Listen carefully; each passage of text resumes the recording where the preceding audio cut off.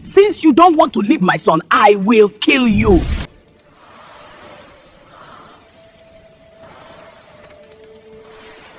I watched my mother-in-law put poison into the pot when she thought no one was looking.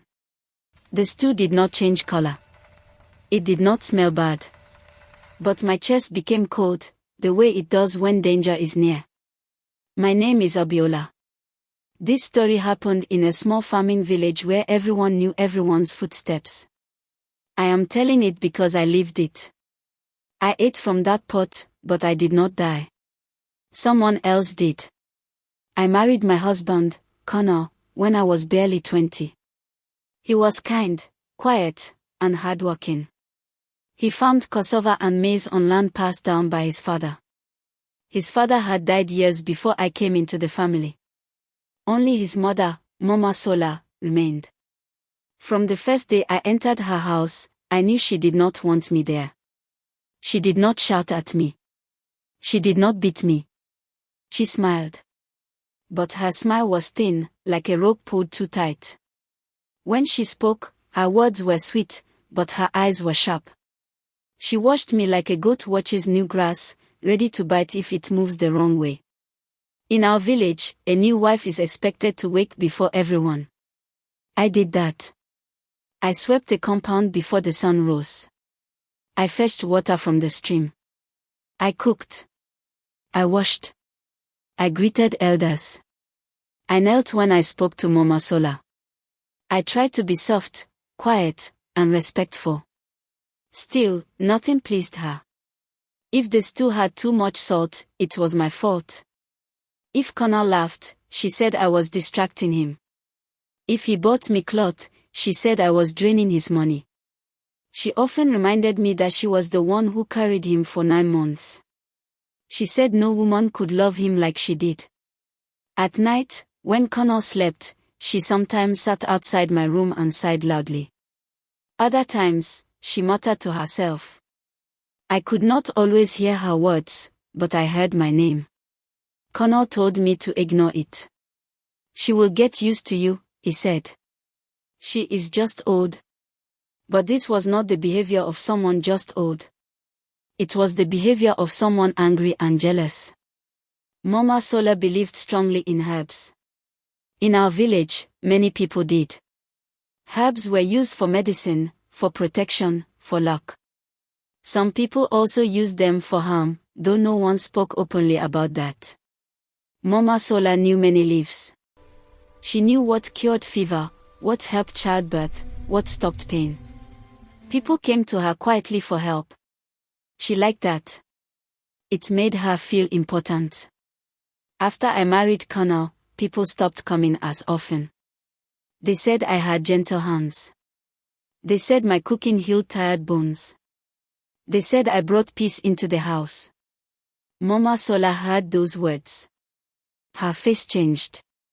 One evening, she called me to the backyard where she dried herbs. Abiola, she said, you think you are better than me? No, Mama, I replied quickly, kneeling. You think you can replace me in my son's house? No, Mama. She laughed softly. Good. Because some women forget their place. From that day, her treatment of me changed. She became too kind. She brought me food. She asked about my health. She told Connor how lucky he was to marry me.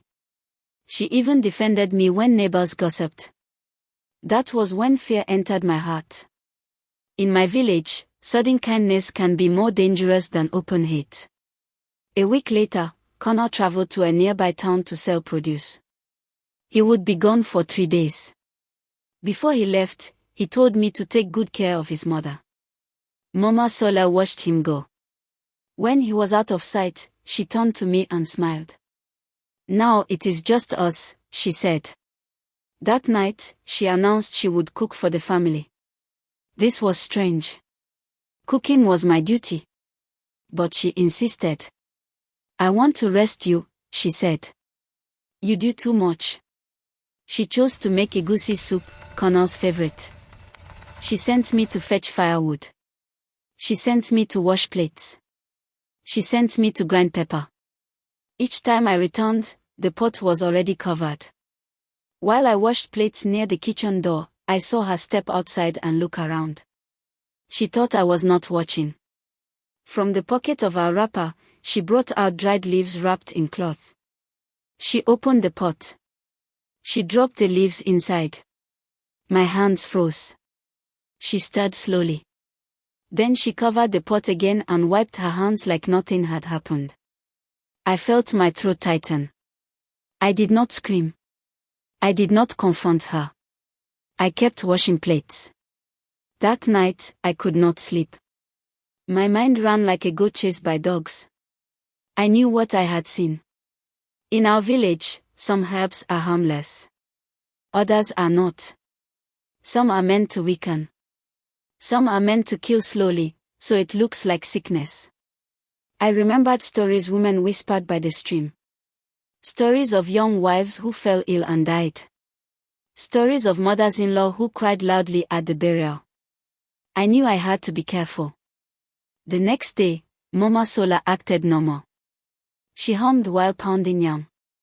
She asked me to taste the stew. Is the salt okay? She asked. My heart beat fast. I pretended to sip a little with my finger and nodded.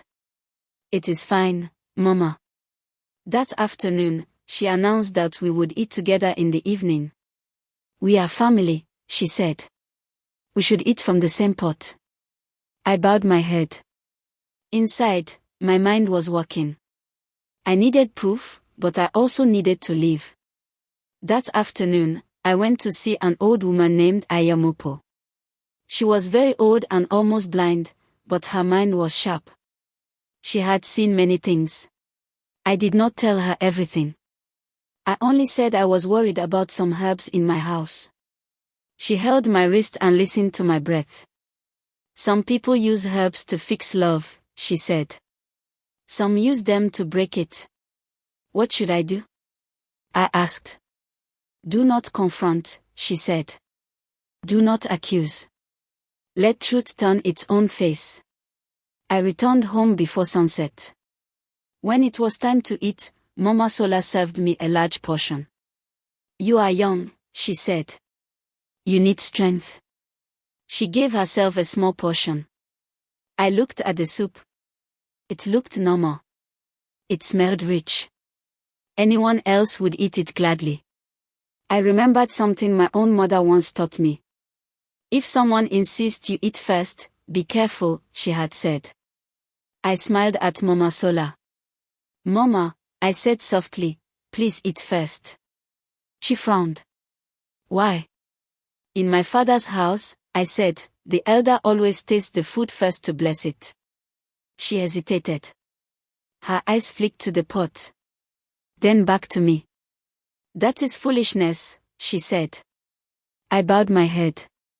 Please, Mama. It will make me happy. She laughed. You are too soft. She took her spoon and ate one mouthful. Nothing happened. She ate another. Still nothing. She smiled. You see, she said. Fear is useless. She pushed the pot toward me. I ate slowly. Very slowly. Only a few spoons.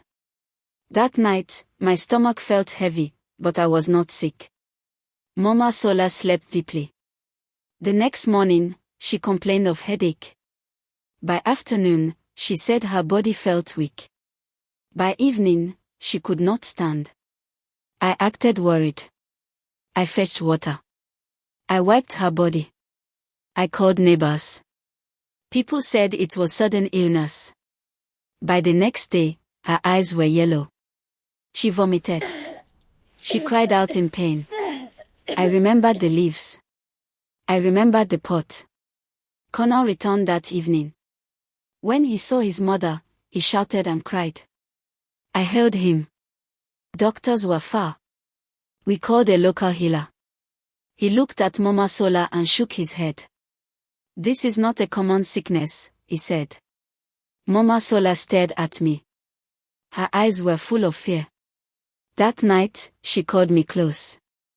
My daughter, she whispered, forgive me. I did not answer. The herbs were not meant to kill, she said. Only to make you weak. To send you away. Tears ran down her face. But I ate them, she said. I ate them. She died before morning. At her burial, people cried. I cried too. Connor held me and said, you took care of her till the end. You are a good wife. I said nothing. Some secrets are better carried quietly. Even now, when I cook stew, I watch the pot carefully.